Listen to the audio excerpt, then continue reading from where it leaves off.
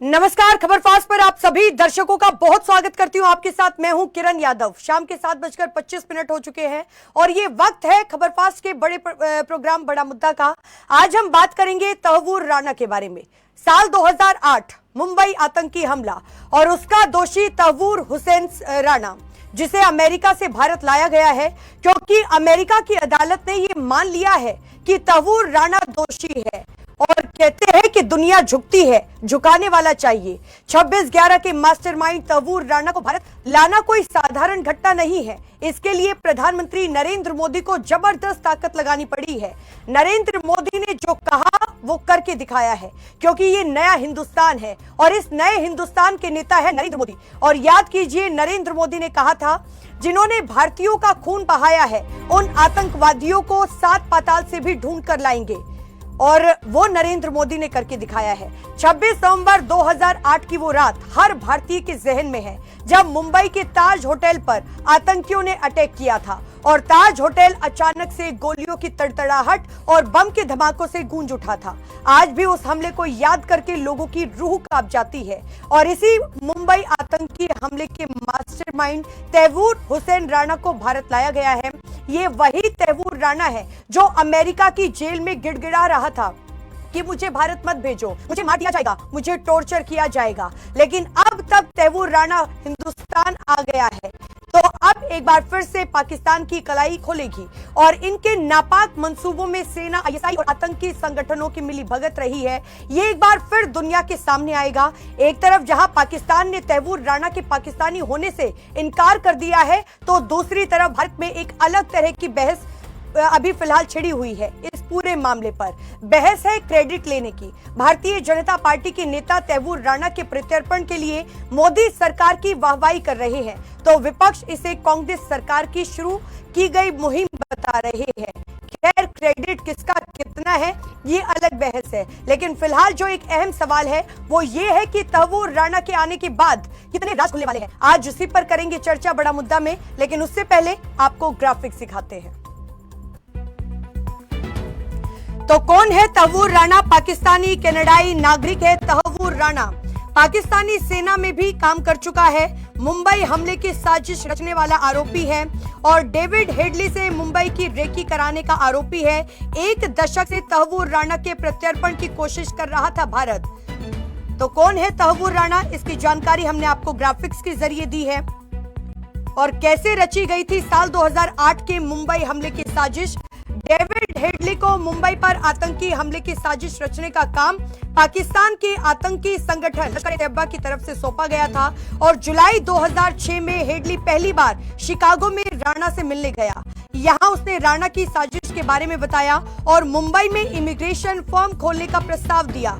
राणा की फर्म ने हेडली को 5 साल का बिजनेस वीजा दिलाने में मदद की। हालांकि उसने मुंबई के अपने कार्यालय से आतंकी गतिविधि को अंजाम नहीं देने की बात कही है। तहव्वुर राणा के प्रत्यर्पण पर सुप्रीम कोर्ट में क्या हुआ है, ये भी हमने आपको जानकारी दी है। 21 जनवरी साल 2025 अमेरिका की सुप्रीम कोर्ट ने भी तहव्वुर राणा को झटका दिया और उसके प्रत्यर्पण को मंजूरी दे दी है। 27 फरवरी की अगर बात की जाए तो राणा ने एक समीक्षा याचिका दायर कर कहा कि भारत में उसे पाकिस्तानी मुस्लिम होने की वजह से प्रताड़ित किया जाएगा। 6 मार्च की अगर बात की जाए तो सुप्रीम कोर्ट ने इस याचिका को भी खारिज कर दिया और प्रत्यर्पण का रास्ता साफ कर दिया।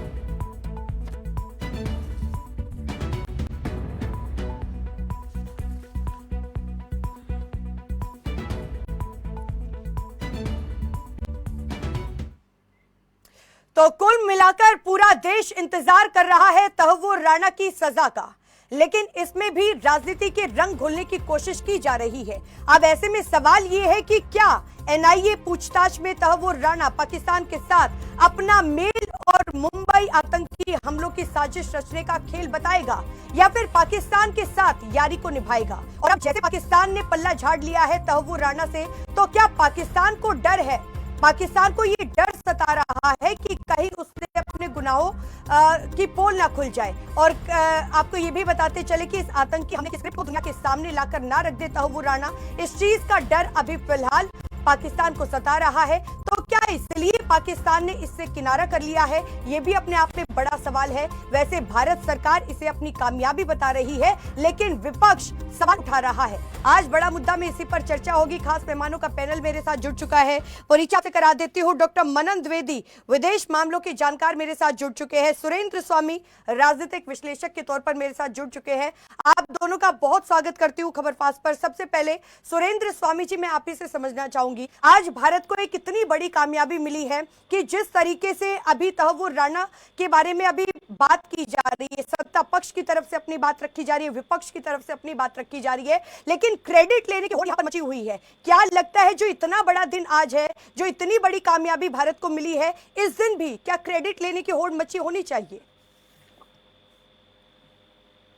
पार्टियां आपस में ले, लेकिन हकीकत यही है कि जो मौजूदा सरकार है उसी के जो कंटिन्यूअस एफर्ट्स रहे, उसमें डोभाल साहब का जो कंसिस्टेंटली वो इसको फॉलो अप करते रहे और उन्होंने सारी इंडियन एजेंसीज ने वो सबूत दिए जिसमें इनका इन्वॉल्वमेंट था, उसी के बेसिस पर इनको यहाँ पर प्रत्यार्पण हुआ है।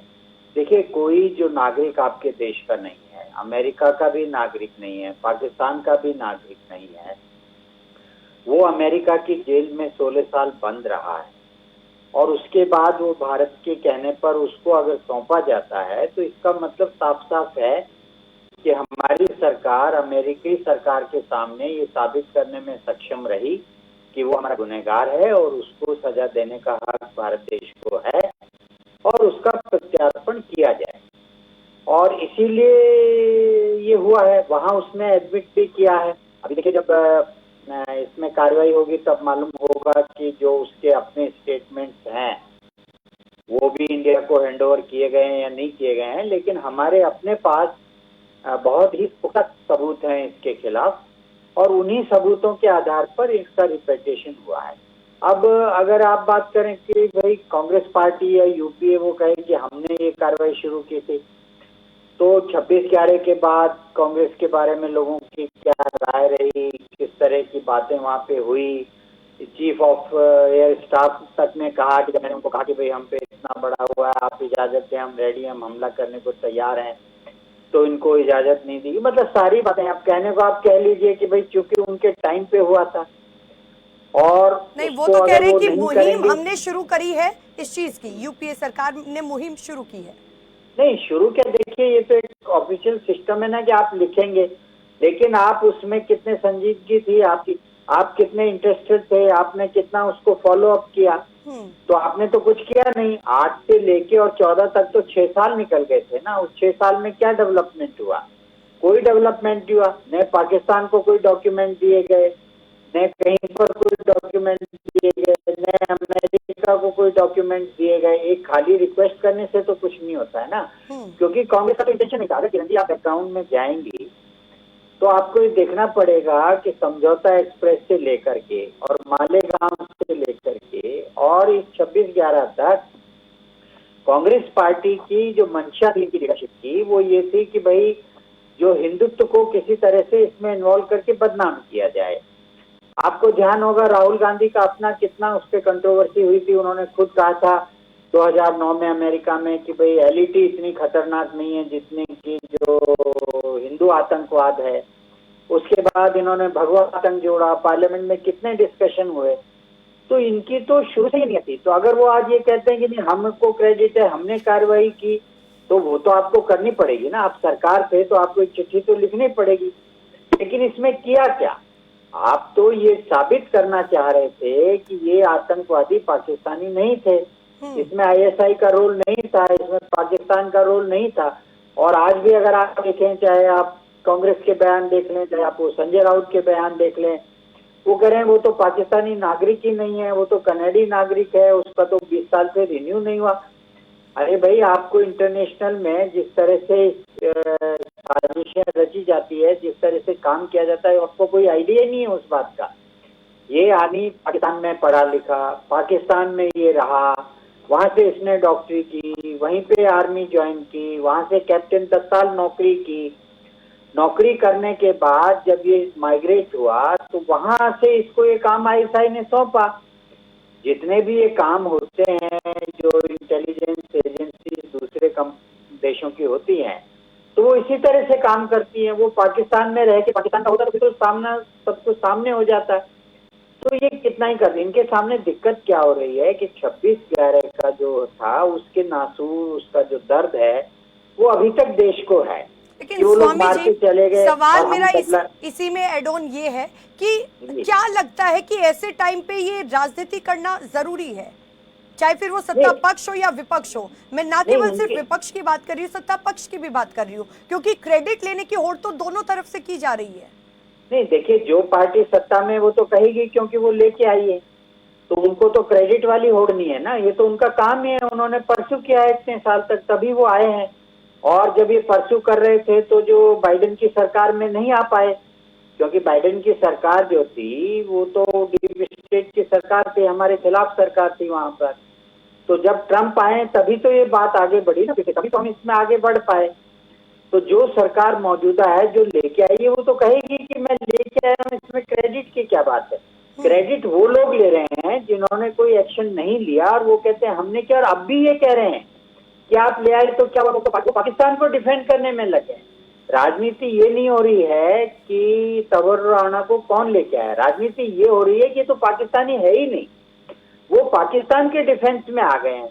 क्योंकि जैसे ही वो आईएसआई से लिंक खुलेंगे, जैसे ही पाकिस्तान से लिंक खुलेंगे, तो आप क्या समझते हैं हिंदुस्तान से लिंक नहीं खुलेंगे उसके?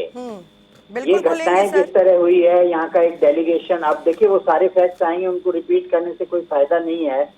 जो यहाँ से होम मिनिस्ट्री का एक बड़ा डेलीगेशन गया हुआ था, कोई बड़ा अफसर यहाँ पे मौजूद नहीं था, वो सब पाकिस्तान में बैठे हुए थे जब यहाँ पे हमला हुआ है। आपको सब बातें वो रिकॉल करनी पड़ेंगी।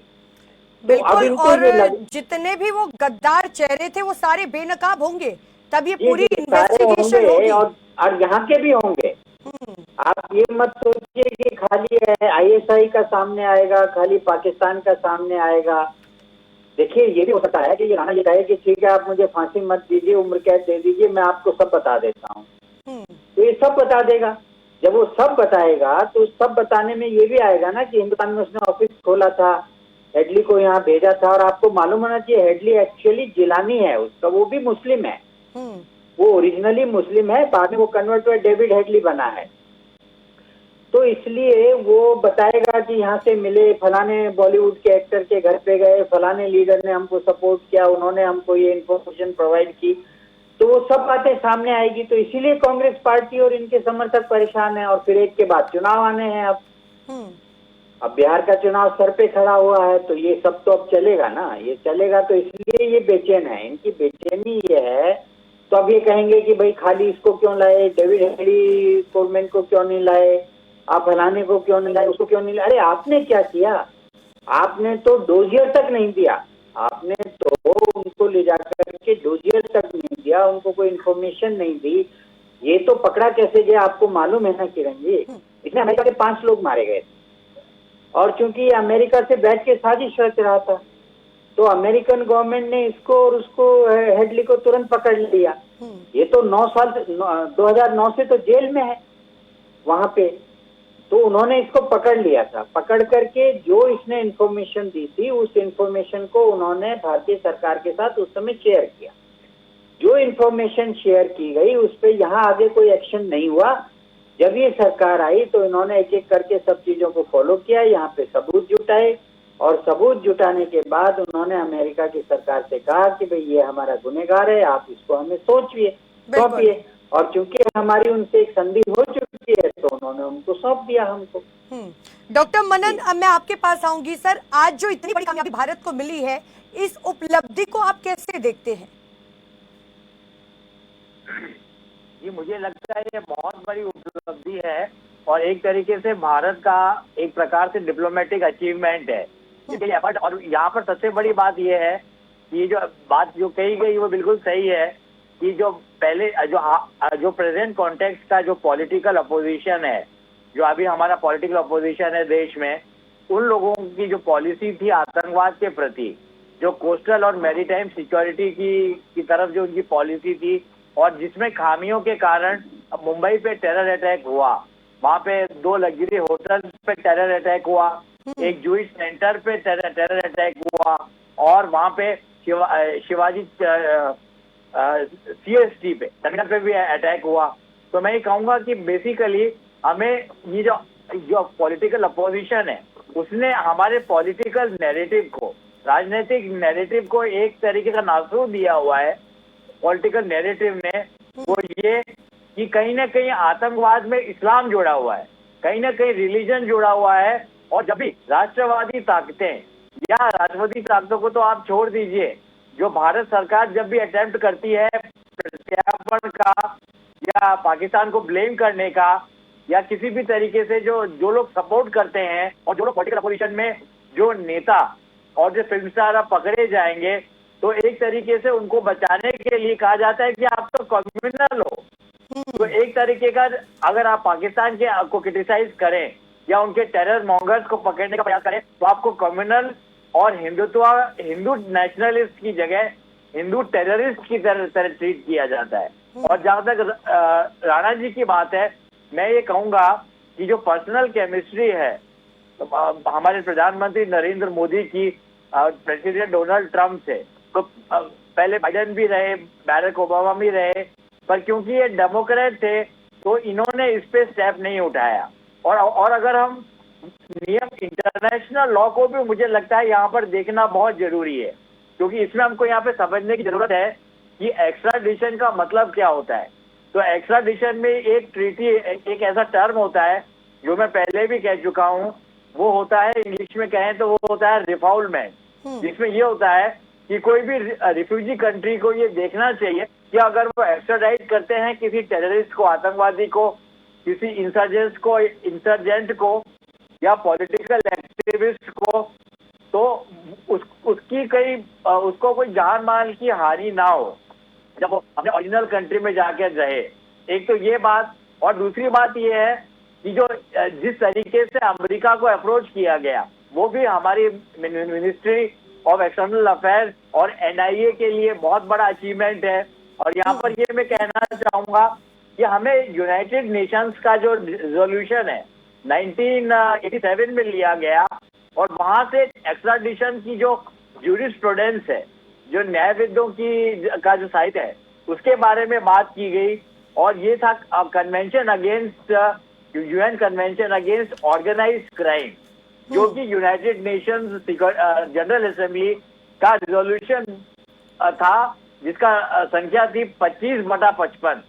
तो हम इन चीजों के बारे में अगर बात करें तो हम यहाँ पर पाएंगे कि ऑर्गेनाइज्ड क्राइम के चलते बहुत सारे आतंकवादी पॉलिटिकल एक्टिविस्ट बनकर और ऑर्गेनाइज्ड क्राइम में सिंपल व्हाइट कॉलर क्रिमिनल बनकर ये लोग बच जाते थे, और आतंकवादी डिक्लेयर होने से ये लोग बच जाते थे।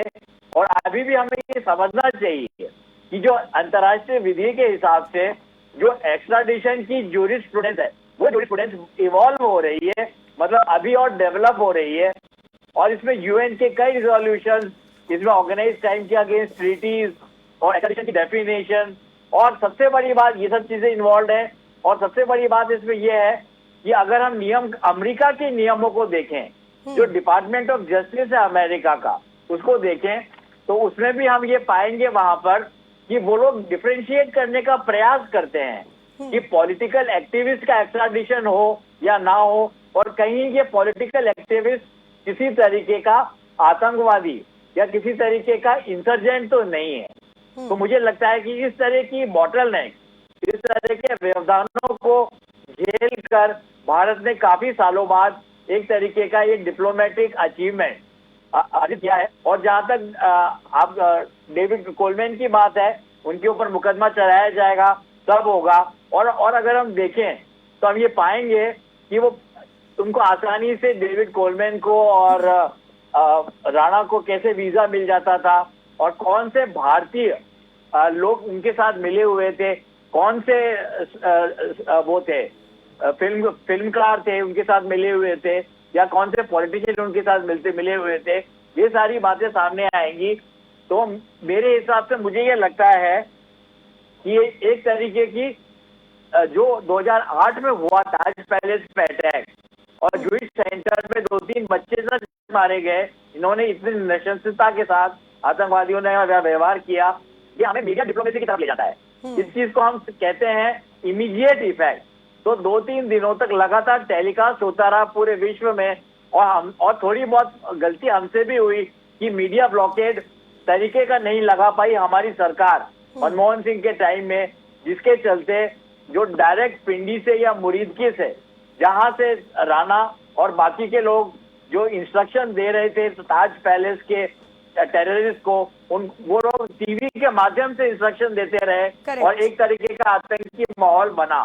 और सबसे बड़ी बात मैं अंत में यही कहूंगा कि मुझे नाम याद आता है करकरे जी का, जो आईपीएस ऑफिसर थे और उनके पास बहुत मच डेकोरेटेड आईपीएस ऑफिसर थे 2008 में, और उन्होंने लड़ते हुए भारत माता के लिए, अपने देश के लिए, अपने शहर मुंबई के लिए लड़ते हुए अपनी जान दी, और ऐसे 2-3 और अफसरों की जान वहां पर गई। तो मुझे लगता है कि ये अचीवमेंट भी है और बहुत अच्छी बात है कि ऐसा सिक्योरिटी में लैब कोई जिहादी स्टेट के इन्वॉल्वमेंट के बिना नहीं हो सकता, और किस हद तक पॉलिटिकल अपोजिशन के समय में जिहादी स्टेट भारत के सिक्योरिटी और डिप्लोमेटिक एस्टेब्लिशमेंट को इम्पैक्ट कर रहा था और इन्फ्लुएंस कर रहा था, ये सब बातें अब सामने आएंगी जब राणा को यहाँ लाया जाएगा और उनका इंटरोगेशन होगा। बिल्कुल डॉक्टर मनन, और ये पूरे देश के लिए एक बहुत बड़ी अचीवमेंट है, बहुत बड़ी कामयाबी है। वेद भूषण पूर्व एसीपी हमारे साथ जुड़ चुके हैं दिल्ली से। सर, आपका बहुत स्वागत करती हूँ खबर फास्ट पर। सर, आज जिस तरीके से बड़ी अचीवमेंट भारत को मिली है, जो बड़ी कामयाबी मिली है भारत को, सर अब एनआईए इन्वेस्टिगेट करेगी तैमूर राणा से। क्या लगता है कि इसके बाद का प्रोसीजर कैसे होगा, क्योंकि आप पूर्व डीसीपी है, आपको जानकारी है? देखिए, इन्वेस्टिगेशन एक ऐसी चीज है जिसमें बहुत सारी डिजिटल एविडेंस आज इकट्ठे करने हैं, क्योंकि जो देश का कानून है वो आज नया कानून है, भारतीय साक्ष्य अधिनियम, भारतीय न्याय संहिता, भारतीय इन्वेस्टिगेशन के तरीके हैं। अब वो डिजिटल एविडेंस पर आ गए हैं, उनको प्राइमरी एविडेंस माना जाता है। तो जिस तरह से अभी एनआईए इन्वेस्टिगेशन करेगी, बाकायदा एक टीम गठित की गई है, तमाम जो तब राणा के कनेक्शंस थे, पॉलिटिकल कनेक्शंस थे, वो खंगाले जाएंगे, उसको रेकी की जाएगी, जहां पर वो रेकी करता था किस किस स्पॉट्स को उसने आइडेंटिफाई किया, कौन लोग उसको फाइनेंस करते थे, कॉन्स्पिरेसी में कौन कौन लोग उसके साथ शामिल थे, उन्होंने उनको किस तरह से सपोर्ट की, उनको आर्म्स एंड एमुनिशन सप्लाई किया गया। उसके बाद जब ये तमाम इंसिडेंट हो गया, किस तरह से वो यहाँ से निकल कर भागा, और जिस तरह से उसका डॉक्यूमेंटेशन, जो उसने पेपर तैयार किए, अपना पासपोर्ट और तमाम जो वीजा लिए किस तरह से लिए, उसके अलावा जो कनाडा में उसके कनेक्शन है वो भी खंगाले जाएंगे। अमेरिका के अंदर क्योंकि तमाम डॉक्यूमेंटेशन मौजूद है, जिस बिना पर उसको बहुत लंबे समय तक जेल में रखा गया, और चूंकि 97 में हमारा जो एक्सट्रेडिशन ट्रीटी थी उसके तहत उसको भेजा गया है, उसमें आजीवन कारावास का एक प्रोविजन है, जो कि हो सकता है, नहीं कंफर्म है कि उसको सजा होगी, क्योंकि उसके खिलाफ इतने अकाट्य सबूत हैं। अमेरिका ने इतनी आसानी से रिपोर्ट करने वाला कंट्री नहीं है, बिल्कुल नहीं इसलिए है रिपोर्ट सर। किया। और सर, अभी मैं सोशल मीडिया पर देख रही थी, लोग कह रहे कि हमें सजा वजा से कोई मतलब नहीं है, हम चाहते हैं कि फांसी की सजा मिले तुरंत। नहीं, फांसी की सजा नहीं हो सकती, क्योंकि जो हमारे जो एक्सट्रेडिशन ट्रीटी है, जो हमारा समझौता है, उसमें अमेरिका की तरफ से क्लॉज है कि उसमें आप फांसी की सजा नहीं दे सकते, और कोई भी सजा आप उसको दे सकते हैं। तो आजीवन कारावास में जो सुप्रीम कोर्ट का जो जजमेंट है, उसका कहना है कि आजीवन कारावास को उन्होंने डिफाइन किया है कि मरते दम तक आपको जेल में रहना होगा। इसका मतलब कि जब इसको तबस्सुर राणा को सजा हो जाएगी आजीवन कारावास की, तो तिहाड़ जेल में उसकी डेड बॉडी बाहर निकल कर आएगी, सीधा सीधा उसका ये मतलब है। और ये कंफर्म है कि उसको आजीवन कारावास से कम सजा हो ही नहीं सकती। उसके खिलाफ इतने अकाट्य सबूत हैं कि उसको डिफेंस के लिए कोई मौका नहीं। हालांकि डिफेंस के लिए आप कल देखिए, कल जब वो कोर्ट में पेश होगा, चाहे वो वर्चुअल पेश हो, बड़े बड़े हिंदुस्तान के वकील उसको डिफेंस के लिए आएंगे कि बहुत इनोसेंट आदमी था, इसको जबरदस्ती भारत सरकार फ्रेम कर रही है, एनआईए फ्रेम कर रही है। तो इस तरह के लोगों की भी हिंदुस्तान के अंदर कमी नहीं है, और ये चीजें आपके आज नहीं तो कल आपके सामने आएंगी। परंतु अब इसका बचना नामुमकिन है, क्योंकि जो अमेरिका से डॉक्यूमेंटेशन भारत सरकार को दिया गया है, उसमें तमाम वो सबूत है, और जो हिंदुस्तान अपनी इन्वेस्टिगेशन कर चुका है, कसाब और लोगों को ट्रायल के बाद में फांसी हो चुकी है, वो तमाम फाइल्स अवेलेबल है, वो तमाम ट्रायल होगा। और सबसे इम्पोर्टेंट बात यह है कि अब इनको जल्दी सजा मुकर्रर होगी। आपने देखा होगा आरजी कार केस, जिसमें एक लड़की के साथ रेप का मर्डर हुआ था, 4 महीने के अंदर उसको आजीवन कारावास दे दी गई।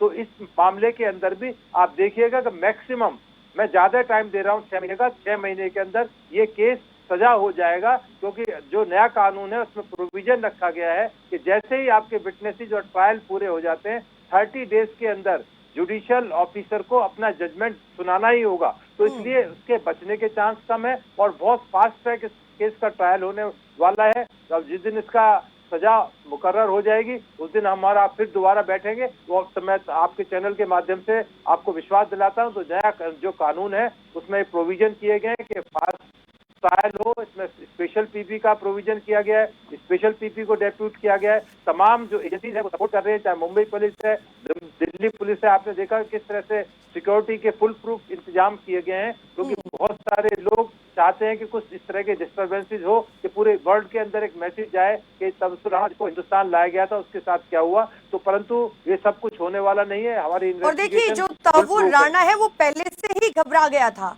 तभी अमेरिकी जो जेल में उसने कहा था कि मुझे भारत नहीं जाना है, क्योंकि भारत के लोग, जो भारत का जो प्रशासन है, जो भी जेल में जो लोग हैं, वो मुझे टॉर्चर करेंगे, मुझे मार देंगे, ये गिड़गिड़ा कर बोला आज था। वो टाइम नहीं है किरण, आज डिजिटल इन्वेस्टिगेशन का टाइम है। वो जो 3rd डिग्री का जो पुराना ट्रेडिशनल इन्वेस्टिगेशन का तरीका, आज वो उसको आप एप्लीकेबल नहीं कर सकते, क्योंकि हमारे पास तमाम सबूत हैं। तो क्यों 3rd डिग्री यूज की जाएंगी? ठीक है, उसने अपने डिफेंस के अंदर वहां पर इस तरह की बात रखी होगी कि वहां पर जो पुलिस इन्वेस्टिगेशन के दौरान उसको टॉर्चर करेगी, उसको मार दिया जाएगा। तो वो अपने डिफेंस में इस तरह की चीजें ला रहा था, पॉलिटिकल कनेक्शन भी लाया होगा। परंतु आने वाले समय में आप देखेंगे जो इसका इन्वेस्टिगेशन होगी और तमाम चीजें ट्रायल होंगी, पब्लिकली होगी, क्योंकि चार्जशीट है, पब्लिक डॉक्यूमेंट होता है, तमाम चीजें आपके सामने आएंगी। ओपन अदालत के अंदर इसका ट्रायल होगा, वर्चुअल के अंदर एक आम आदमी भी उसको ज्वाइन करके देख सकता है कि किस तरह से ट्रायल की प्रोसीडिंग होती है। तो थोड़ा सा धैर्य रखें। अभी तो इन्वेस्टिगेशन की शुरुआत है, क्योंकि अभी इसका पुलिस रिमांड लिया जाएगा। नए कानून में 14 दिन का प्रोविजन था, अब उसको बढ़ा दिया गया है। तो पुलिस के हाथ, इन्वेस्टिगेशन एजेंसीज के हाथ और मजबूत हैं आज की डेट में।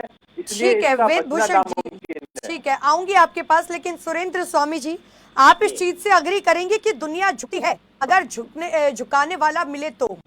और देखिए, जिस तरीके से तहव्वुर राणा को भारत लाया गया है, ये कोई आसान काम नहीं था, लेकिन प्रधानमंत्री नरेंद्र मोदी ने अपनी पूरी ताकत लगा दी है, क्योंकि एक नया हिंदुस्तान है और इस नए हिंदुस्तान के नेता है प्रधानमंत्री नरेंद्र मोदी। नहीं, इसमें तो कोई दो राय नहीं है कि अगर ये सरकार नहीं होती और पिछली सरकार कंटिन्यू करती तो ये तहव्वुर राणा कभी भी भारत नहीं आ सकता, क्योंकि कोई उनको, वो चाहते ही नहीं थे कि वो यहाँ पर आए।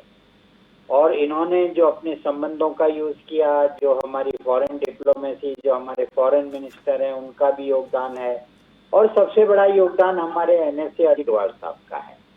तो सभी लोगों ने मिलकर, और प्लस मोदी जी की जो इस समय लीडरशिप है, जो वर्ल्ड में उनकी पोजीशन है, जो उनके ट्रंप से अपने रिलेशनशिप है, और जो एक देश का गद्दार है, जो देश का एक मुजरिम है, उसको सजा दिलानी ही चाहिए। जब ये आपके मन में कमिटमेंट है तो फिर ये तो आपको रिजल्ट आने का, ये कोई छोटी बात नहीं है। कमिटमेंट तो सुरेंद्र स्वामी जी उसी दिन ही सुन ली थी। तब प्रधानमंत्री नरेंद्र मोदी ने कहा था कि जितने भी आतंकियों ने भारतीयों का खून बहाया है, चाहे वो 7 पाताल में भी चले जाए, 7 पाताल से भी यहाँ पर लेके आएंगे। हाँ, उनका वो स्टेटमेंट भी आज टीवी पर चल रहा है। दूसरी बात ये जो वेदभूषण जी ने कहा कि भाई अब तो नए कानून में डिजिटल एविडेंस एडमिसिबल एविडेंस है, तो और भी सरल हो जाएगा। इसका जो पॉलिटिकल फॉल आउट होगा ना, वो सबसे ज्यादा डेंजरस है। देखिए, एक तो इसका जो हैंडलर था वो इस समय सुना है उसकी लास्ट पोजीशनिंग डेनमार्क में है, तो इसके माध्यम से उसका नाम खुल के सामने आ जाएगा। वो कब वहां से निकला, कब वहां पे गया, किस कंट्री में है, वो लिंक्स जुड़ेंगे। उसके बाद जब एक बार ISI और पाकिस्तान का नाम खुलेगा तो फिर वो लोग बताएंगे कि भाई आपके इंडिया में, और ये खुद बताएगा कि मुझे किस किस का सपोर्ट था, पॉलिटिकल सपोर्ट कहाँ से था, फाइनेंशियल सपोर्ट कहाँ से था, आर्म्स एम्युनिशन किसने दिए, रेकी करने में किसने मदद दी, किसने मुझे मकान दिए, रहने को दिए, छिपाने को दिए। तो ये सारी एविडेंस डिजिटल, इसमें से बहुत सारी ऑलरेडी एजेंसीज के पास है, लेकिन चूंकि पुराने कानून में वो उसका कोई महत्व नहीं था, जब तक आप उसको कॉरोबोरेट नहीं करें तो उसका तो अब इतनी आवश्यकता नहीं रहेगी। और दूसरी बात ये है कि वो 16 साल से ऑलरेडी अमेरिका की जेल में है, और अमेरिका ने ही जब उसको पकड़ा था वहां पे, तो उसका वहां पे अपना कन्फेशनल स्टेटमेंट भी है, जिसमें उसने कहा है कि मैं आईएसआई के लिए काम करता था, फलाना आदमी मेरा हैंडलर था, और ये सारी बातें उसमें आई हुई है। तो इसमें पॉलिटिकल फॉल आउट ये होगा कि जिस इंसिडेंट को उस समय की यूपीए सरकार और उसकी लीडरशिप, जो आज भी उनके पार्टी में तो वही लीडर है, जो इसको एक हिंदू आतंक और एक भगवा आतंक से जोड़ करके हिंदुओं के मत्थे मरना चाह रहे थे, बिल्कुल, और इस देश में एक ऐसी स्थिति पैदा करने चाह रहे थे कि भाई हम ही हिंदू हैं, हम ही अपने लोगों को मरवाने के लिए सब कर रहे हैं। तो वो जो एक उन्होंने नैरेटिव बनाया, वो नैरेटिव तो खत्म हो चुका, लेकिन अब आने से क्या होगा, वो उधर ट्रांसफर होगा कि भाई इधर नहीं, ये मामला तो सारा उधर से था, और ये एक बहुत बड़ा पॉलिटिकल डैमेज होगा। इसको आप छोटा मोटा डैमेज मत मानिए। इसमें जब देखिए बहुत सारे इन्वेस्टिगेशन ऑलरेडी हैं, क्या होता है ये तो वेद भूषण जी जानते हैं, बहुत सारी इंफॉर्मेशन आप पे होती है, आप बताते नहीं है, थोड़ी थोड़ी इधर उधर देते हैं, और जैसे जैसे आप इन्वेस्टिगेशन करेंगे आप बोलते जाएंगे देखो जी हमको ये मिल गया, वो ऑलरेडी आपके पास होता है। तो उससे लिंक करके एक ऐसा बनता चला जाएगा माहौल कि इन लोगों के लिए, मेरा अपना ये मानना है कि ये जो 26/11 का हमला था, इस 26/11 के हमले में भारत के लोगों का पूरा सहयोग है, और वो विषय भी खुलकर आएगा जो मैंने आपसे पहले कहा था कि एक बहुत बड़ा होम मिनिस्ट्री का डेलीगेशन, जिस समय ये इंसिडेंट हुई है, वो उस समय पाकिस्तान ने क्या करा था, कोई इश्यू नहीं था। अगर आप रिकॉल करेंगे वेद भूषण जी, तो इनको समझ में आएगा कि जो टॉप लीडर्स थे, commissioner police, joint secretary police, सब के सब वहां उस समय पाकिस्तान में बैठे हुए थे। क्या करे थे वहां पर, जब यहाँ पे इंसिडेंट हुआ है तो यहाँ कोई संभालने वाला नहीं था। उसके बाद ये इतना जो डिले हुआ, ये लगा सब यहाँ पे, जो मनन साहब ने भी कहा कि वहाँ पे मीडिया की हमारी एक बड़ी फेमस उस जमाने की लेडी पत्रकार थी, वो वहीं से उन्होंने पूरा लाइव देना शुरू कर दिया कि आप ये यहाँ हैं, अब यहाँ से घुस रहे हैं, वहां से घुस रहे हैं। तो पूरे का पूरा जो सिस्टम बना, उसको उस समय तक कंट्रोल नहीं कर पाए हम पहले दिन, और ये सारी की सारी बातें निकल के आएंगी कि भाई क्यों वो डेलीगेशन गया था। बिल्कुल सर, बहुत सारी बातें निकलकर सामने आएंगी, तब इन्वेस्टिगेशन होगी तो। लेकिन डॉक्टर मनन हो चुकी है, ये तो फटाफट देखिएगा आप, वो सब है उनके पास, डॉक्यूमेंटेड है, डिजिटल एविडेंस है, सिर्फ इसको एक प्रोसेस में डाल करके सामने लाना है। जो ये कह रहे हैं एसीपी साहब की ज्यादा से ज्यादा 6 महीने में, ये मुझे लग रहा है कि केस कोर्ट में चार्जशीट फाइल हो जाएगी। बिल्कुल डॉक्टर मनन, अब मैं आपसे समझना चाहूंगी, देखिए पहले हो जाएगी, चार्जशीट नहीं बोला इसमें, मैंने बोला कन्विक्शन हो जाएगी, सजा ही हो जाएगी के अंदर, सजा नहीं, चार्जशीट तो बहुत जल्दी आ जाएगी, चार्जशीट तो 60 डेज के उससे पहले आ जाएगी। ठीक है, सजा की बात कर रहा था मैं। ठीक है सर। डॉक्टर मनन, अब मैं आपसे समझना चाहूंगी, देखिए पहले भारत में कितने सारे ब्लास्ट होते थे, कभी सीरियल ब्लास्ट, कभी ट्रेन ब्लास्ट, फिर 26/11 का हमला। तो उस टाइम पे भारत क्या करता था, अमेरिका के पास जाता था, अमेरिका के पास जाकर शिकायत करता था, रोता था। लेकिन अब प्रधानमंत्री नरेंद्र मोदी ने इस नैरेटिव को बिल्कुल बदल दिया है। आप इस चीज से कितना अग्री करेंगे सर? मैं आपकी बात से पार्शियली एग्री करता हूँ, क्योंकि जहाँ मैं इंटरनेशनल रिलेशन पढ़ाता हूँ, विदेश नीति के बारे में बातचीत करता हूँ, तो उसमें सबसे बड़ी बात यह है कि भारत को अगर कुछ सीखना है काउंटर टेररिज्म से, सीखना था, वो अमेरिका से बहुत अच्छी तरीके से हम लोग एडवाइस ले सकते थे। पर अमेरिका और इजराइल, ये दो ऐसे राष्ट्र हैं जिनसे हमने कभी भी काउंटर टेररिज्म कॉपरेशन की ज्यादा, कभी तो नहीं बोलूंगा मैं, पर ज्यादा काउंटर टेररिज्म कॉपरेशन की बातचीत अमेरिका से और इजराइल से और बाकी यूरोपीय राष्ट्रों से भी भारत ने नहीं की। एक तरीके का ऐसा पॉलिटिकल नैरेटिव अभी भी है, ऐसा नहीं है कि पॉलिटिकल नैरेटिव खत्म हो गया है।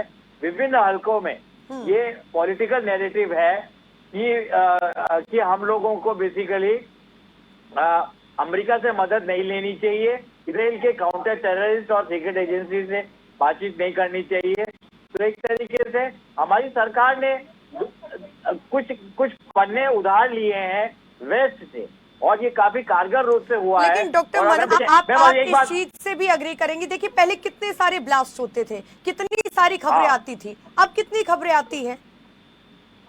नहीं, बिल्कुल मैं कहूंगा कि खबरें आती ही नहीं है, क्योंकि आप ब्लास्ट कम होते ही नहीं, बिल्कुल ही नहीं होते।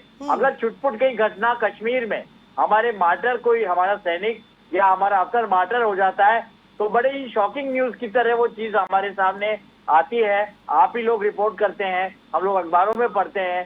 पहले तो ये स्थिति थी कि आप दिल्ली के सरोजनी नगर मार्केट में एक जैकेट भी खरीदने जाते थे तो आपके अंदर कहीं न कहीं भय रहता था। आप मॉल में शॉपिंग करने जाते थे, आपको भय रहता था कि क्योंकि आप गलती से दिल्ली में हैं और दिल्ली टारगेट है और सॉफ्ट टारगेट है, और पूरी तरीके से कोई भी इन्वेस्टिगेशन या फिर एविडेंस और रेकी और स्पाइंग और इंटेल नहीं किया जा रहा है, तो नागरिक का कहीं न कहीं बम ब्लास्ट से मुलाकात हो ही जाएगी। और ये सुधार लाए हैं प्रधानमंत्री नरेंद्र मोदी, नेगेटिव में ही नहीं, पर जो जान माल की सुरक्षा और जो कॉन्फिडेंस और आत्मविश्वास सिस्टम में होना चाहिए, जो सिक्योरिटी एजेंसीज में होना चाहिए, वो बहुत 90% से ज्यादा वो विश्वास बढ़ा है, जो कि पूरी पहले की रिजीम्स में पूरी तरीके से एब्सेंट था और नदारत था। मैं यहाँ पर यही बात कहना चाहूंगा। ठीक है वेद भूषण जी, क्या लगता है कि तब एनआईए की टीम इन्वेस्टिगेट करेगी तहव्वूर राणा से, तो क्या लगता है कि वो पाकिस्तान के साथ अपना मेल बताएगा या फिर नहीं बताएगा, या फिर पाकिस्तान के साथ अपनी दोस्ती निभाएगा? क्योंकि देखिए, आज जो खबर ये भी सामने आई है कि पाकिस्तान ने अपना किनारा कर लिया है, तो क्या लगता है कि तब तहव्वूर राणा से पूछताछ की जाएगी, तो क्या वो पाकिस्तान की स्क्रिप्ट को एनआईए की टीम के सामने रखेगा या फिर नहीं? हाँ, वो वाकई पाकिस्तान की आर्मी के अंदर वो सर्विस कर चुके हैं, वहाँ पर डॉक्टर थे, उन्होंने बड़े लंबे समय तक वहाँ पर सर्विस करी है, तमाम उनके वहाँ पर लिंक्स हैं, और डेविड हेडली और तमाम जो बाकी लिंक्स हैं वो धीरे धीरे वहीं पर एस्टेब्लिश हुए थे। तो पूछताछ का एक इंट्रोगेशन का हिस्सा होगा, और ये अभी बात चल रही थी, अब उन्होंने जिस तरह से ये तमाम तैयारियां की थी, आपको याद होगा उस टाइम पर वो हाथ में कलावा पहने हुआ था, कसाब जो है, जैसे मैंने कलावा पहना हुआ था, कलावा दिखाकर ये दिखाना चाहता था कि मैं हिंदू हूँ, और मैं इस तरह की चीजों के हिंदू मुस्लिम वाला एंगल भी इस इन्वेस्टिगेशन में शामिल होगा। क्योंकि जो राणा है, इसने भी कई जगह अपने आप को इस तरह का प्रोजेक्ट करा है कि मैं भारतीय हूँ, भारतीयों से मेरा बड़ा लगाव है। ये तमाम जो ये भी इन्वेस्टिगेशन का पार्ट होंगी, क्योंकि जो सबूत हैं, वो जो कताब छोड़ गया है, उसका जो कलावा हाथ में बंधा हुआ था, और बहुत टाइम तक उसने इन तमाम जो चीजें हैं वो प्रकाश में नहीं आ पाई थी। अब बहुत सारी चीजें डिस्क्लोज होने वाली है। उसका जो डिस्क्लोजर स्टेटमेंट होगा, जो विटनेसेस होंगे उसके अंदर, जब वो एग्जामिन किए जाएंगे, तो ऐसी ऐसी चौंकाने वाली चीज आएंगी। ये बात जरूर है कि बहुत सारे, एक बहुत बड़ा बैटरी ऑफ लॉयर्स उसको डिफेंस करने के लिए अभी से तैयारी कर रहा होगा, उसको इनोसेंट और बिल्कुल। वेद भूषण जी, क्या लगता है उस समय जो मुंबई की सड़कों पर जो खून बहा था, और उस टाइम पर जो लोग शांत थे, चुप्पी साधे बैठे थे, उनका भी कुछ नाम सामने आ सकता है क्या? हाँ बिल्कुल, जब पूछताछ की जाएगी, उसको कन्फ्रंट किया जाएगा, कोरोबोरेट किया जाएगा तमाम चीजों से, जो स्टेटमेंट देगा, या जो पहले तमाम एविडेंसेस कसाब की फाइल के अंदर मुंबई पुलिस की इन्वेस्टिगेशन में दर्ज हैं, उनकी एसआईटी ने इन्वेस्टिगेशन की है, उसको कन्फ्रंट कराए जाएंगे, दिखाए जाएंगे कि किस तरह से आपने गलत बोला है, कहाँ पर सही बोला है, अपने कनेक्शंस जो है उनको बताने होंगे। क्योंकि तमाम जो डिजिटल एविडेंसेस हैं आज वो तमाम मौजूद है, अमेरिका के पास है, इंडिया के पास है, वो तमाम जब चीजें क्लब की जाएंगी और तमाम विटनेसेस को एग्जामिन किया जाएगा, तो क्योंकि इसमें 166 लोगों की इनोसेंट लोगों की जान गई थी, बच्चे भी गए थे उसके अंदर, और इजरायली भी थे। इसलिए इजराइल ने अपनी बहुत स्ट्रांग प्रतिक्रिया इस बारे में दी है। उन्होंने खुशी जाहिर की है कि कम से कम एक टेररिस्ट इंडिया के अंदर अमेरिका से शिफ्ट होकर आया है। तो बिल्कुल, और आज भी तब 26 नवंबर 2008 की वो घटना तब याद करते हैं तो रूह कांप जाती है। वेद भूषण जी, सुरेंद्र स्वामी जी, डॉक्टर मनन जी, आप तीनों का बहुत शुक्रिया खबरफास्ट को अपना कीमती समय देने के लिए और खबरफास्ट के दर्शकों को विस्तार से जानकारी देने के लिए। तो आज भारत को एक बड़ी कामयाबी मिली है और तहव्वूर राणा को आज भारत लाया गया है। लेकिन इसके अलावा आपको ये भी बताती चलती हूँ कि 26 नवंबर 2008 को ताज होटल पर जो अटैक हुआ था, आतंकी आतंकियों की तरफ से जो अटैक किया गया था, आज उसी अटैक की मास्टरमाइंड को भारत में लाया गया है। लेकिन अब इस पूरे मामले पर जो क्रेडिट लेने की होड़ है मची हुई है सत्ता पक्ष की तरफ से और विपक्ष की तरफ से। लेकिन देखना भी ये होगा कि तब एनआईए की टीम इन्वेस्टिगेट करेगी तो क्या कुछ बड़े राज सामने आएंगे। फिलहाल के लिए इस खास प्रोग्राम में बस इतना ही। आप देखते रहिए खबरपास।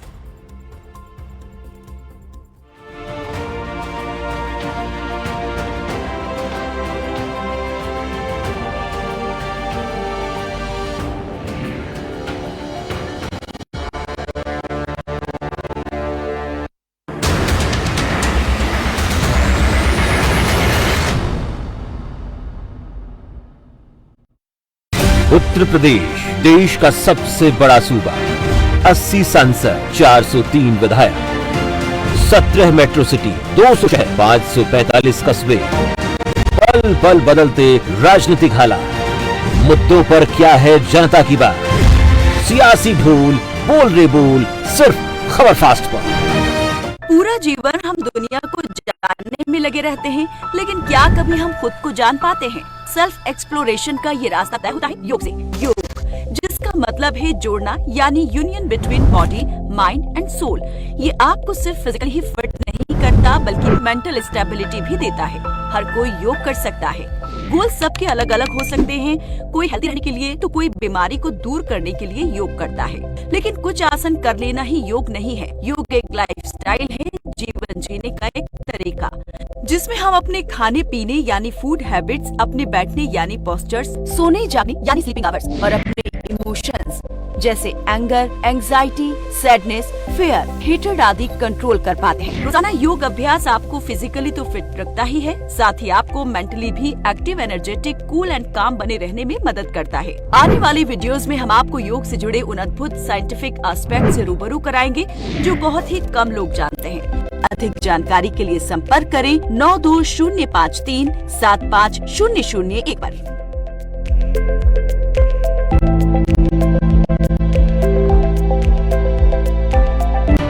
न ड्रामा, न भ्रम, न्यूज जो कंफर्म, करेक्ट एंड परफेक्ट।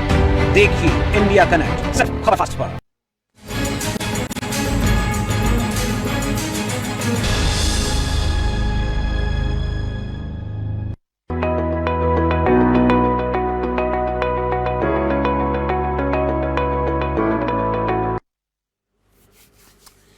नमस्कार, हरियाणा डायरी में आप सभी का स्वागत है और मैं हूं आपके साथ शाहबाज खान। हरियाणा में सीएम नायब सिंह सैनी के कुशल नेतृत्व में आज प्रदेश का हर वर्ग खुश है। महिलाएं, बच्चे, बूढ़े सभी को संतुष्टि है। आज प्रदेश का कोना कोना खिलखिला रहा है। सैनी सरकार की नई नई योजनाओं से आज प्रदेश का अंतिम छोर तक फायदा हो रहा है और लाभान्वित सरकार की योजनाओं का वो हो रहा है। एक रिपोर्ट देखिए।